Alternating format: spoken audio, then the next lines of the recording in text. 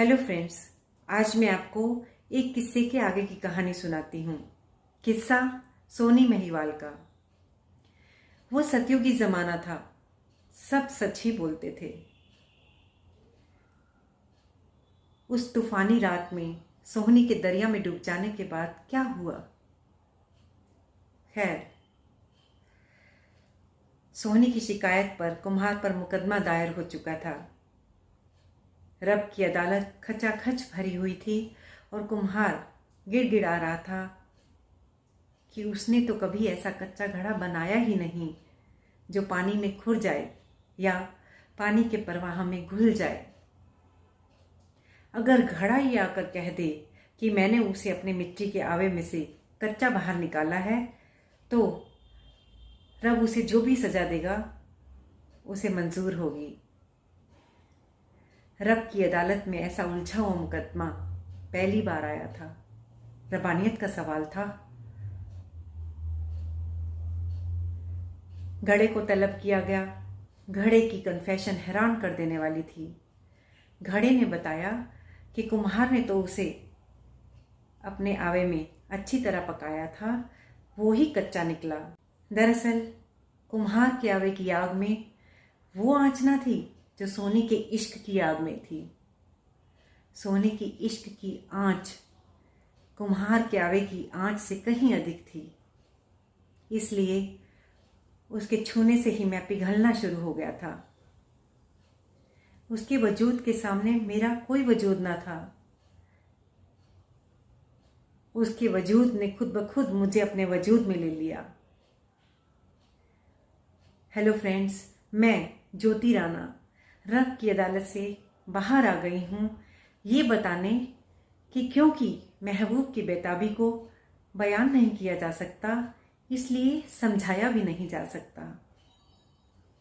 कुछ कुछ महसूस किया जा सकता है, वो भी अगर महबूब चाहे तो। फिलहाल आप आवारापन के इस सीन का लुत्फ उठाइए।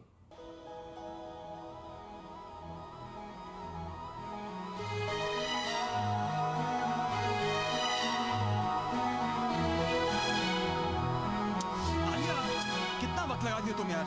शिवम, अभी बस तुम यहाँ। शिवम, अरे क्या हुआ? शिवम, 10 मिनट की तो नमाज होती है, उसमें भी कभी दाएं कभी बाएं कभी सामने।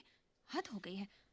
पता नहीं अपनी माँ के पेट के अंदर 9 महीने कैसे रहे थे। तो सब्र नाम की कोई चीज होती है या नहीं? अरे यार, जब तुम नमाज पढ़ती हो ना, मैं बहुत अकेला पड़ जाता हूँ। पता नहीं क्या हो जाता है तुम्हें। तुम मुझसे कुछ कट सी जाती हो।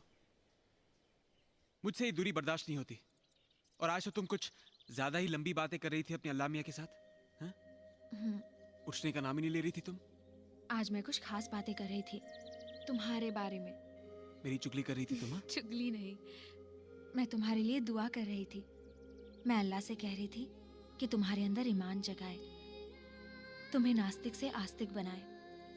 चाहे तुम उसे जिस तरह जिस शक्ल में मानो, मगर मानो जरूर। तुम सुन रहे हो ना शिवम? सुन रहा हूँ। तुम लोगों की बस एक यही परेशानी है, ऊपर वाले को छोड़कर बाकी सारी बातें समझ लेते हो। अरे जब ऊपर कोई है ही नहीं तो इसमें समझने की बात क्या है? हाँ, तुमसे तो बात करना ही मुश्किल है। मैं तो ये चाहती हूँ कि हम दोनों मरने के बाद भी मिले जन्नत में।